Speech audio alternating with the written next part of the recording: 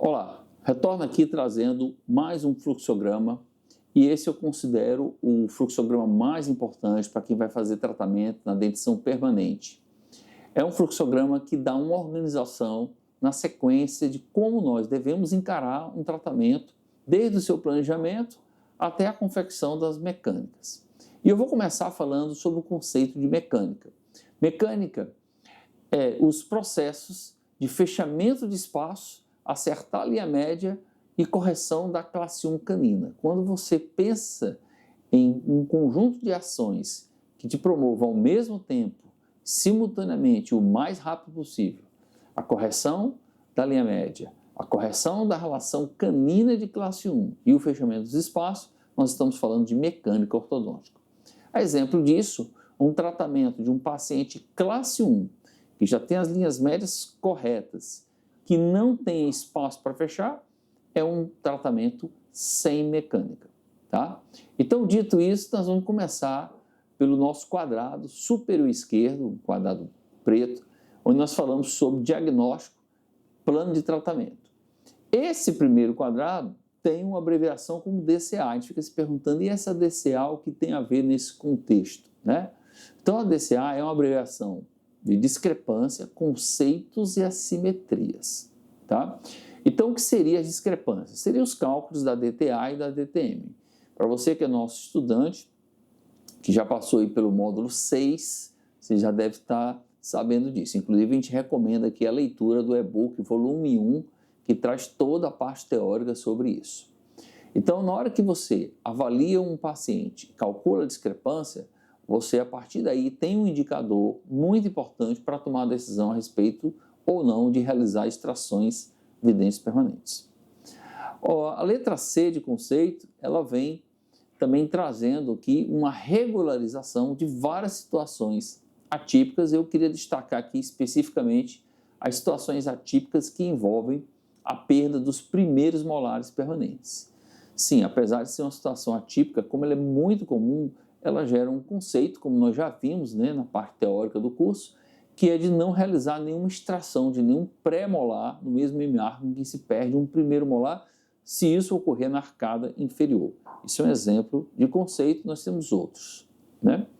A partir daí também nós devemos considerar as assimetrias. E quando eu falo de assimetria, eu estou avaliando em qual arcada que essa assimetria está presente e qual é a intensidade dessa assimetria. Então, nós classificamos as assimetrias com 50% e 100%.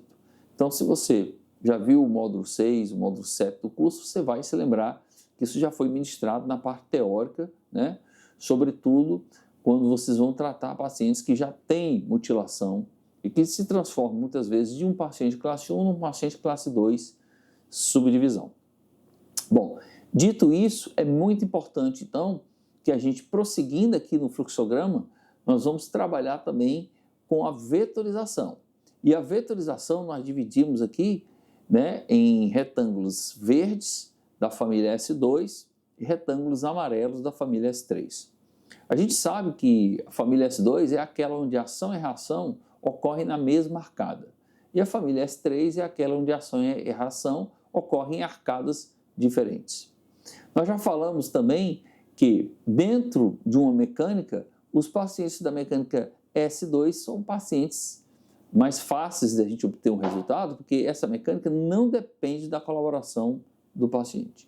Então, se você puder fazer um planejamento, olha bem, relação, estamos voltando para o quadrado, né, da esquerda, o primeiro quadrado preto, que possa nos levar a uma família S2 na vetorização. Agora já estamos no quadrado, no segundo quadrado, tá? Esse tratamento vai ter uma chance de um êxito maior, tá? Então veja que eu posso vetorizar a partir da decisão que eu já tomei a respeito de extrair ou não um determinado dente, tá? Então a partir daí eu posso tomar uma decisão, de fazer a minha vetorização.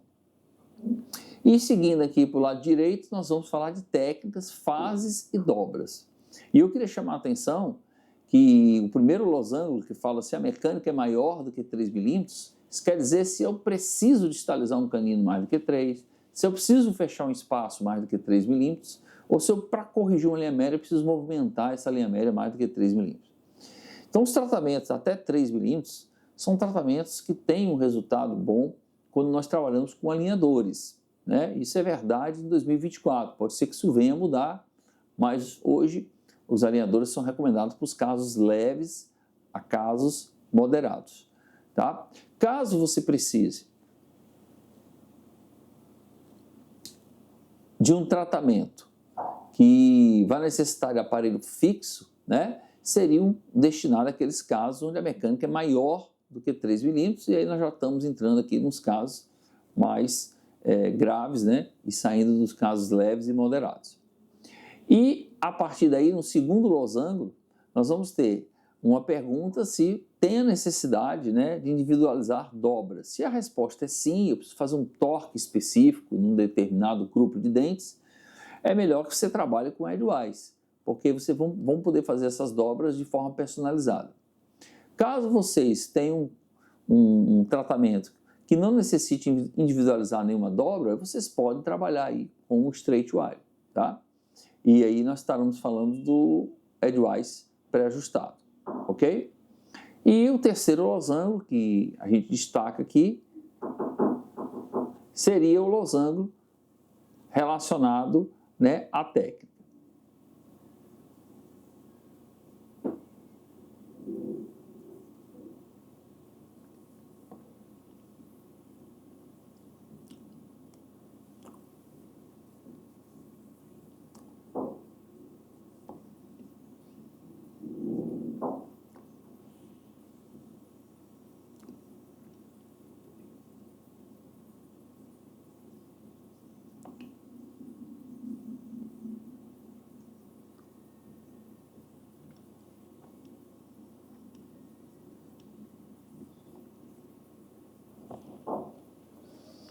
Então, aqui, chegando no terceiro losango, tá?